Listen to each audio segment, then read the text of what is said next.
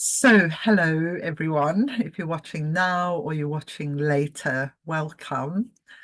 Wow, this solar eclipse season, they always feel powerful, don't they? But I'm also interested to see what is going on in my world around this time. And so we're in Wales right now. We just got here.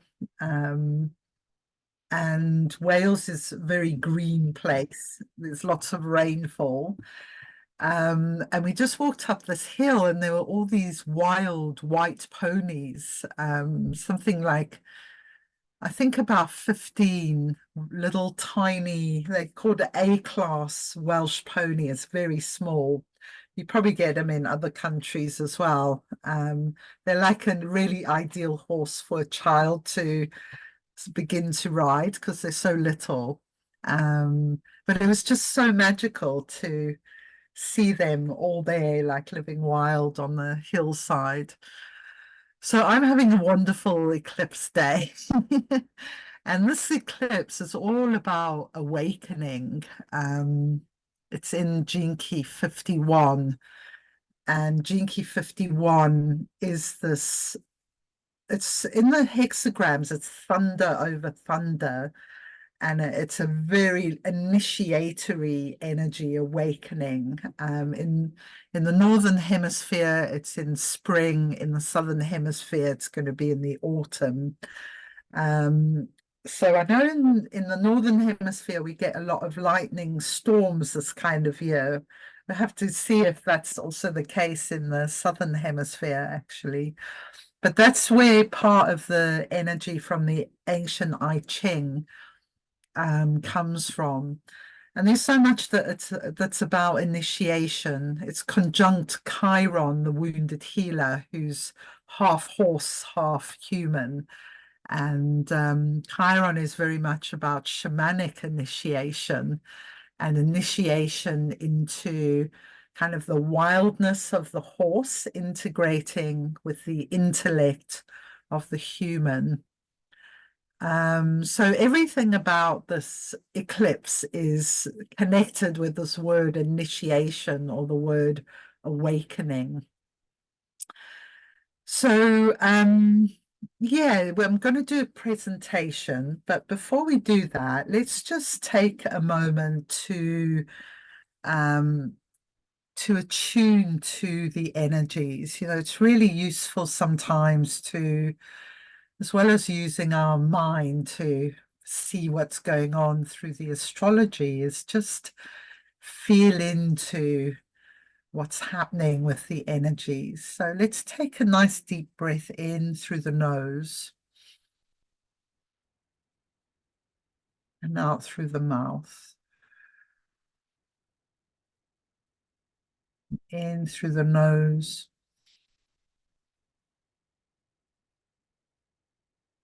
out through the mouth.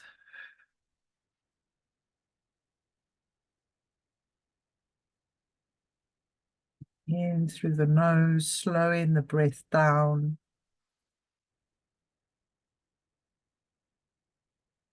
And out through the mouth.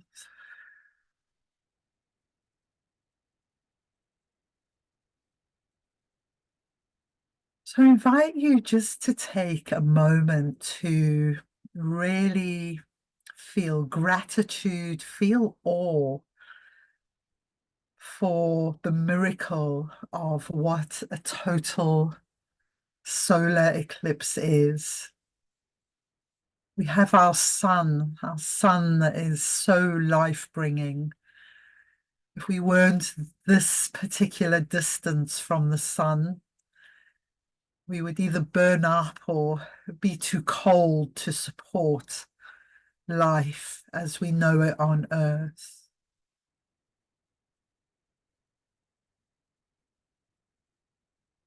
So let's just take a moment for gratitude for our sun and all the life that it brings to this planet.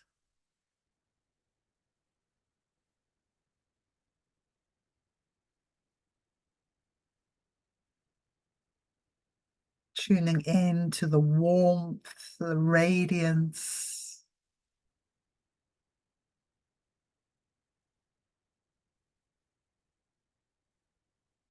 In astrology, the sun represents the masculine, the yang, the potential for action.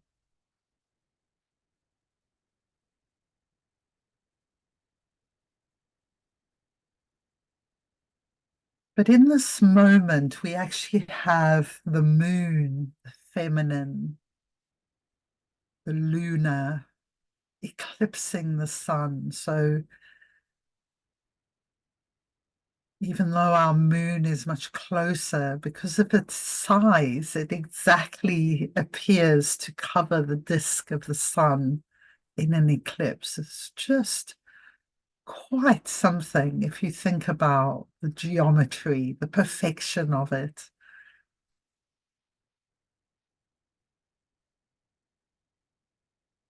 In this moment, we're not in the eclipse right now, it's building towards it. This eclipse is a new moon where the sun and the moon line up from the earth. The straight line of everything going out, the moon, the sun.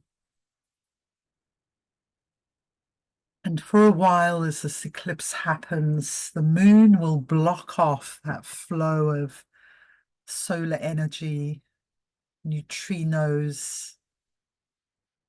And so the yin, the feminine, takes the precedence in a total solar eclipse.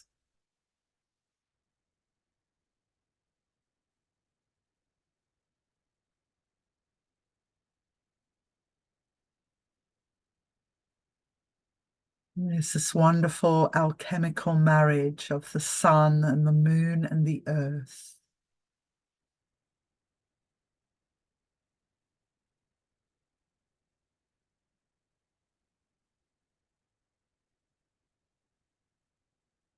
And if it wasn't for our moon, we wouldn't have life as we have it here on planet Earth. The moon is moving the oceans, moving the water, creating tidal flows. And these tidal flows really support life on our planet.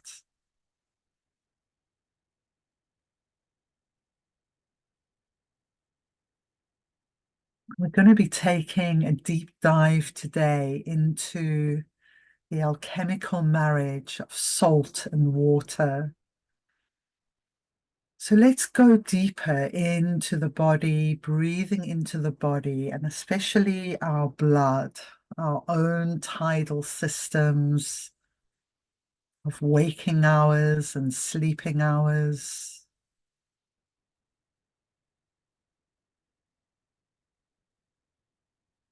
Flow of blood into our heart and out of our heart.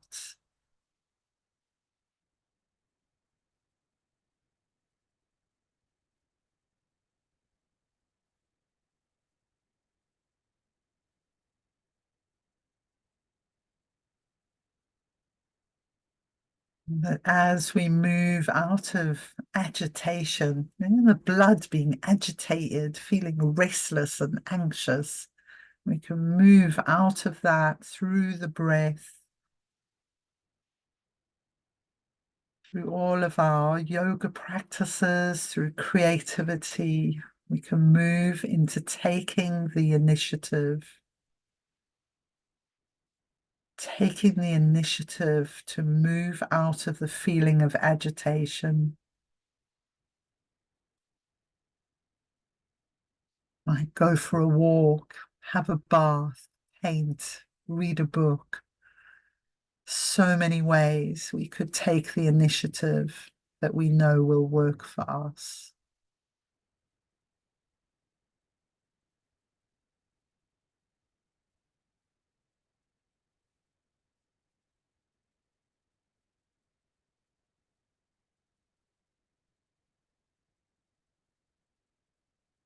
And then feeling into the blood, awakening to playful rhythms, to lightness,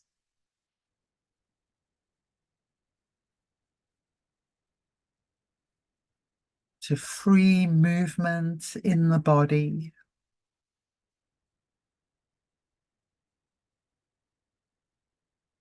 Richard Rudd describes awakening as a series of softenings. Just feeling that softness coming into our being, into our blood.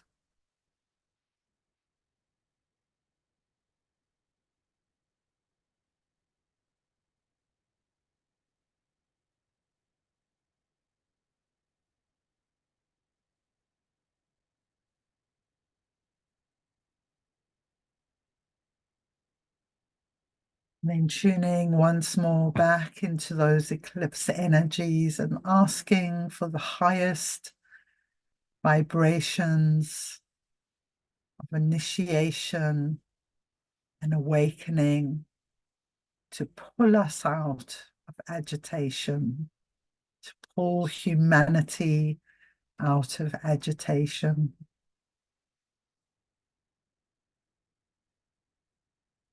Into calm and into peace.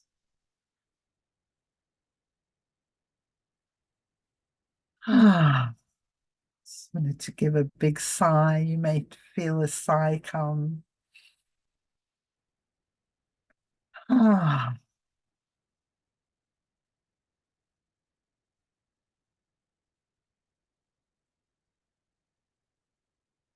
Then when you're ready, gently open the eyes and rub your hands together.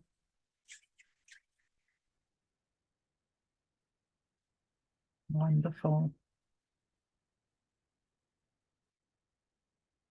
So from that wonderful feeling realm of the eclipse, let's do an exploration through the astrology. Now, I know some of you might be really new to the astrology, so I'd invite you to just receive the words, and if it doesn't all make sense, that's absolutely fine. Just trust that you'll receive something from being here.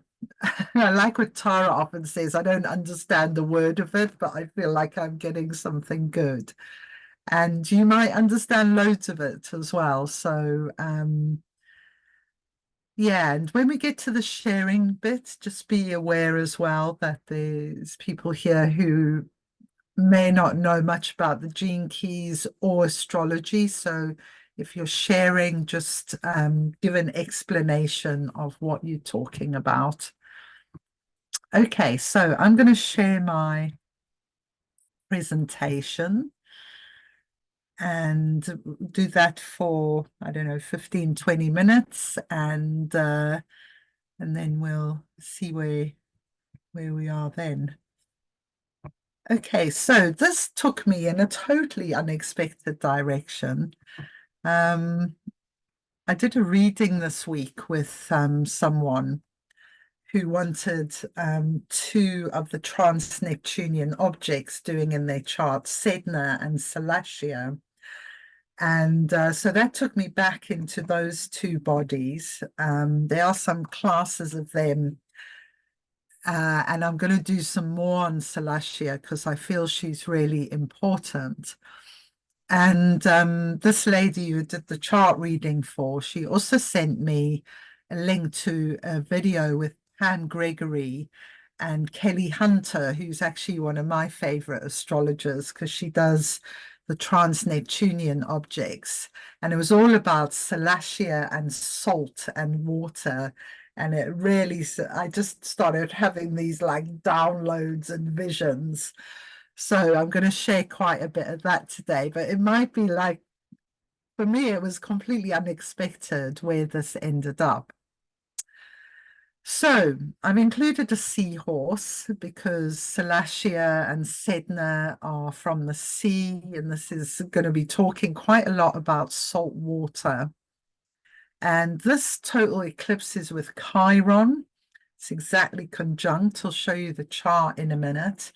And the key words are take the initiative. If you want to get out of the shadow, take the initiative. And the hexagram, the 51, is thunder over thunder. And so this is why I've used this picture here, the lightning strike, to show the kind of energy. So we've been in the 51, I think, for 4 or 5 days now. Okay, so I'm going to close this. So this is the chart for the solar eclipse. In the UK, it's happening at 7:20 this evening. So yeah, we will all receive this eclipse at different times of the day. It's going over America in some quite interesting places, I believe. I haven't explored that element, but if anyone else wants to bring it in later, you're very welcome to. Okay, so here is in the 7th house where I've got the cursor. This you can see is the moon and the sun. And this is Chiron, the Wounded Healer, whose symbol is green and looks like a key. And all of these bodies, I'll just open this out slightly, are at 19 degrees 24 minutes. So this is unusual for anybody to be so exact, like down to the minute, that we know that Chiron is really, really important in this this eclipse. And also Chiron has been transiting with what's called the North Node, which is here. It's now at 15 degrees Aries. And so there's been this very powerful flow of Chiron energy coming into Earth for the past couple of months through the North Node. So Chiron is all about this stretching beyond our boundaries. It's this feeling of wilderness that we get with Chiron. And it's like claiming the wildness and the power of the horse within ourselves with the intellect of the human sort of fusing into one energy field. And that's what Chiron is all about. And then here we also have Mercury is pretty close by, also in Aries. And at the other end, we have Venus also in Aries. Okay, so let's see what's happened. Let's go from this end here. So we have firstly a Saturn-Moon conjunction.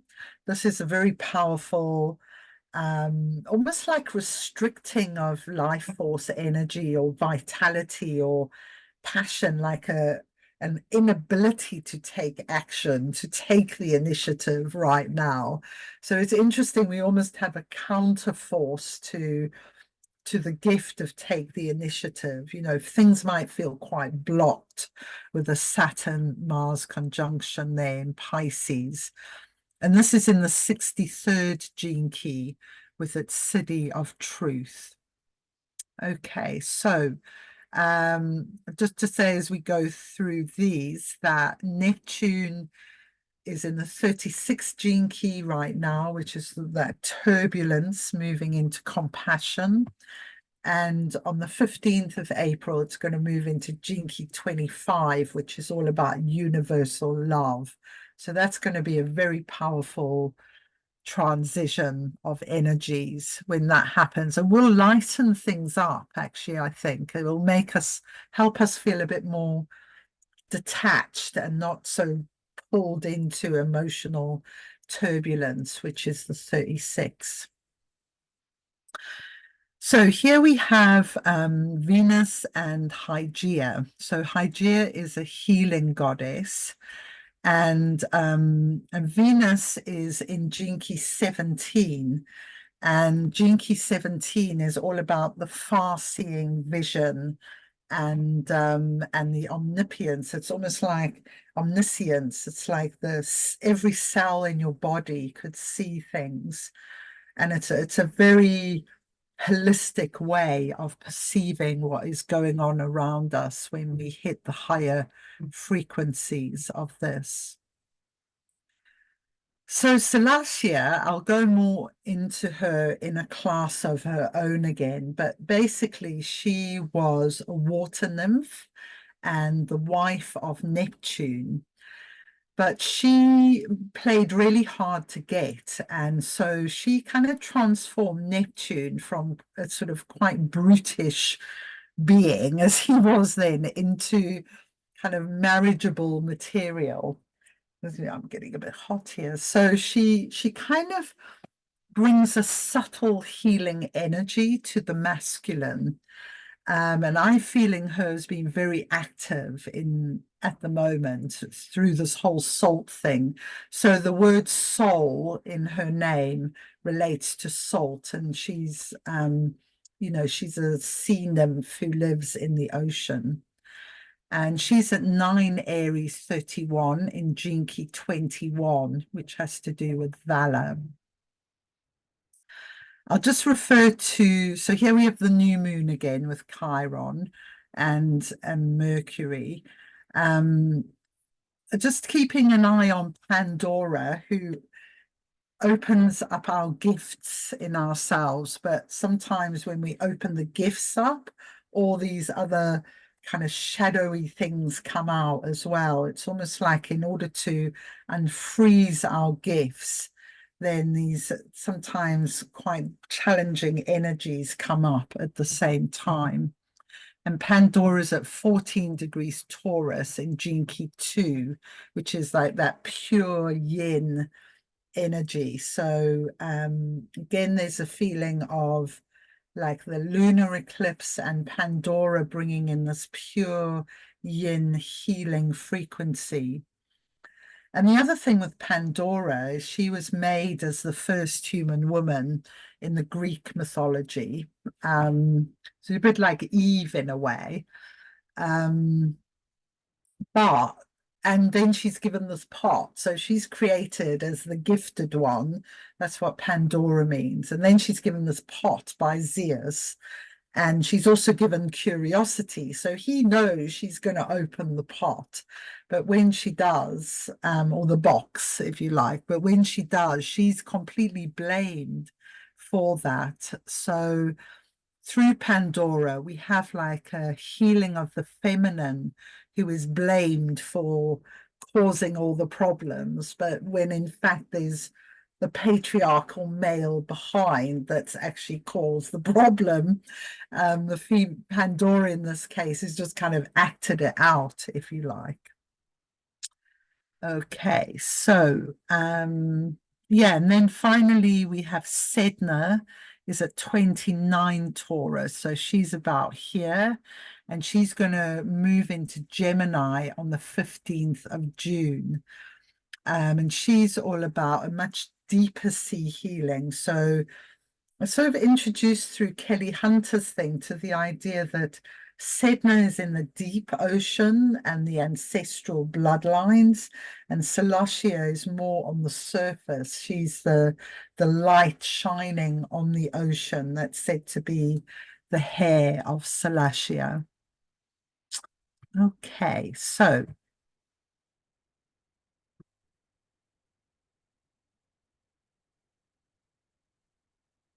I'm going to move my thing on here.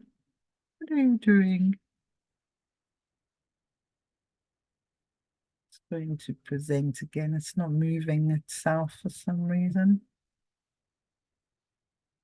Ah, there we go. Okay, so I'll just give you some images here. So this is my own painting of Salacia, who says at 9 Aries, which is Jinki 21, to do with valor. This is a painting I actually did with my left hand in crystal watercolors, and I knew it was Salacia as soon as she appeared. And she just kind of came out of the painting. It was a really cool painting. It's one of my favorite ones I've ever done. So that's my Salacia. This is an Inuit artist, and he's painted Sedna here. So Sedna is in Inuit. She's in Gene Key 8, which I kind of feel what Sedna's doing is she's trying to break us out of cultural mediocrity. You know, she's saying claim your individuality, be your true self, in Gene Key 8. This is Alison Adams. Some of you may know her. She's from California and she's just been visiting me and said I could use her art. Yay. So this is her depiction of Chiron. And I love this little girl on Chiron's back reading a book. And you can see all the planets and stuff. So Chiron represents both the place that we're wounded, but it also tells us that this is then a place we can bring healing to others through empathy or our deep understanding of what this wound is. So yesterday, some of you were in the creative writing that we did. And what emerged from that was, for me, was that Chiron is in Aries right now and was also in Aries when I was born, and quite a lot of us were born. So I was born in 70, so the late 60s and most of 1970 would be Chiron in Aries. And this is the kind of I need to be seen. I want to be seen. My individuality is important. So people born with Chiron in Aries really have this thing like I matter, you know, and other people have that too, but it's very strong in this generation who weren't going to be ignored, basically. And and I think it's quite interesting, the whole energies of the time, and you know, there's this real kind of push for people to be their authentic selves and not just get subsumed by whatever culture we happen to find ourselves in that tells us we should be this or we should be that, but that isn't actually who we are. So there's this real kind of reclaiming of who we really are going on. Okay, so this all led me to a book you can buy as a PDF if you want to online,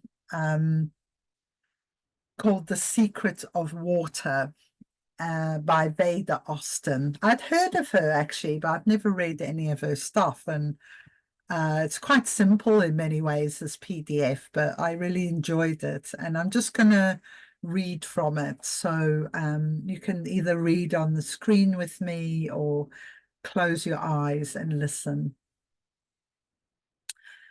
In much the same way that I'm an advocate of spring water with its natural minerals and salts intact, I am also an advocate of using unrefined salt with all its trace minerals preserved. I personally believe that salt is a powerhouse of structural integrity and information. Now, I've highlighted that because we've been talking quite a lot about Chiron in Gene Key 18 as well. No, not Chiron, but we've been talking about Chiron in the 17, which is opposite the 18. And 18 is all about this integrity and the structural integrity of our form. Okay, so I'm a big fan of adding a drop or two a day of Soleil to water as a mineral supplement. So Soleil, basically you take some really nice salt, sea salt or Himalayan salt, and you put a third salt and 2/3 water, and you leave it overnight, and it creates this salty, creates Soleil. It's a nice name, isn't it?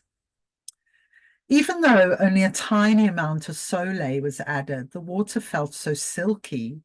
I began piecing together some concepts around the liquid crystal stage and the marriage of salt and water, as well as the essential factor of light being the key to both the way salt is made and the way our cells are charged by it.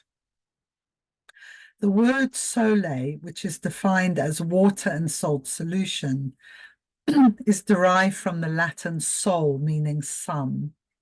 Throughout history, sole has thought to be the liquid materialization of sunlight and means fluid sunlight or fluid light energy. Pure natural crystal salt has been subjected to immense pressure over millions of years during its creation. This pressure is what is responsible for creating the salt crystals.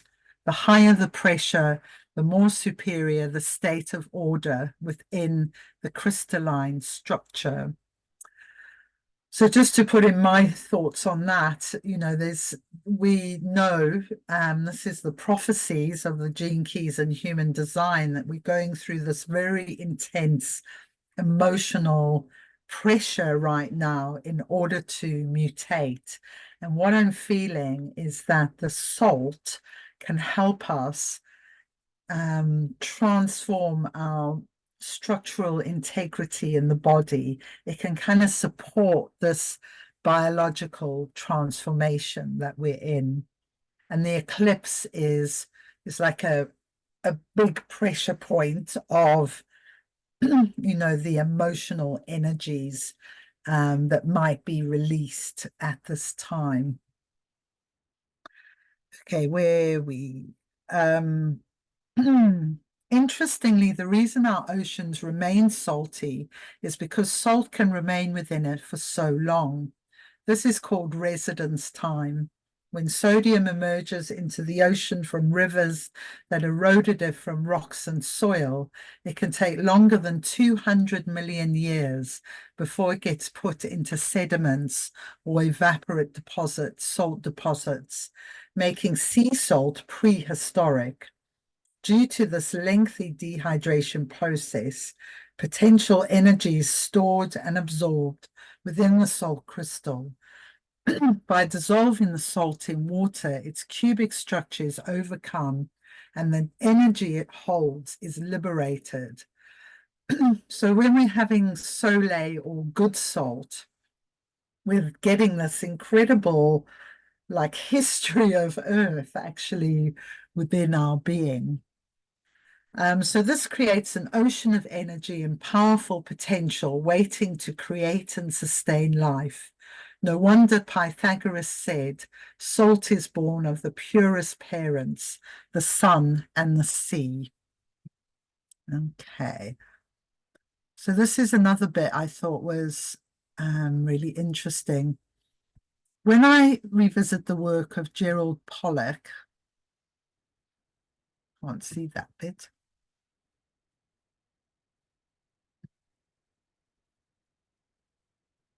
Hang on. He says that light is an essential in building structured EZ water, and that EZ water is built under pressure and has a negative charge.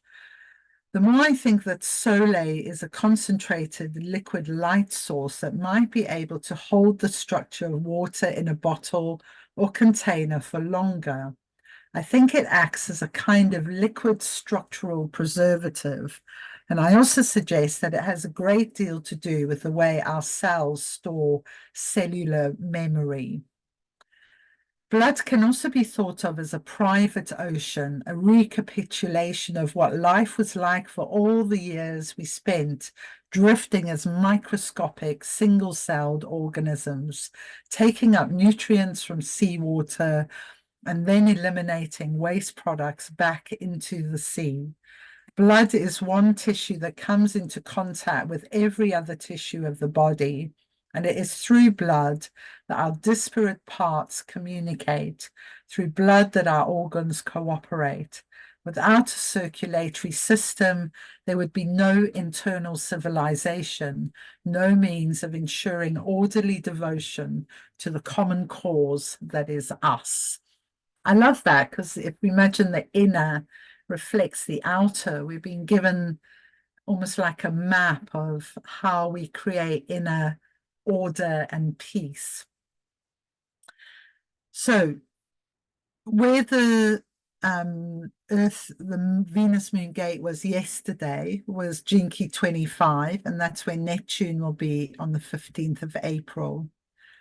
Venus is in Jinki 17. This is omniscience, the ability of the cellular self to be able to see. And the 18th Jinki, its programming partner, has to do with integrity, structural integrity. So some final words from Veda. Something occurred to me a while ago. Both water and salt are like shapeshifters. Water turns invisible when it evaporates, and salt likewise when it dissolves. Both can reappear, which is pretty amazing.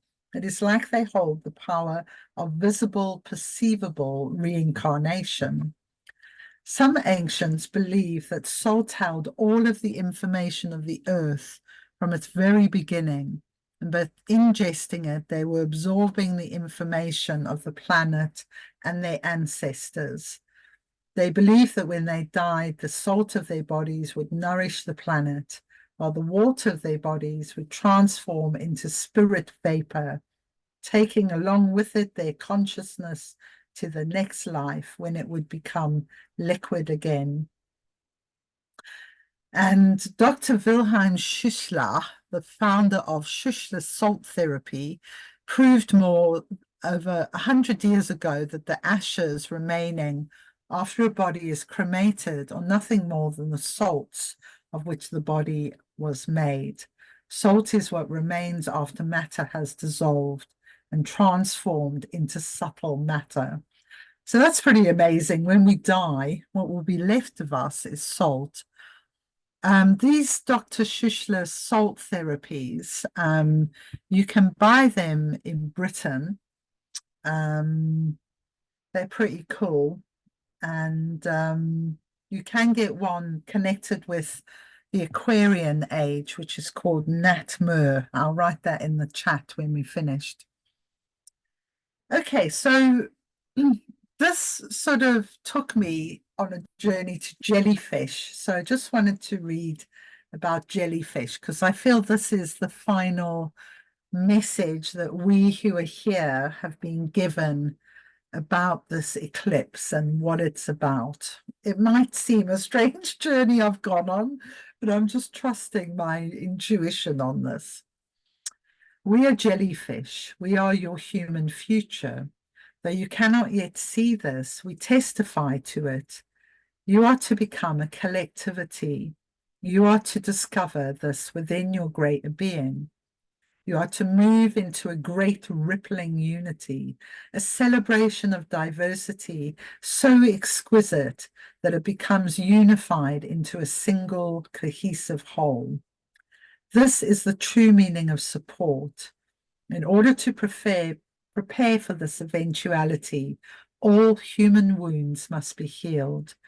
This begins with you, the individual. I come to help you with this great task. If I am here, it suggests that you need to reach out for support. Be humble and ask for help. Weakness comes from being cut off from others. There are those whose hearts yearn to help you and who have the skills to bring forth what is needed so that you may heal the deep trauma that you carry in your physical body. You do not need to be afraid of my path.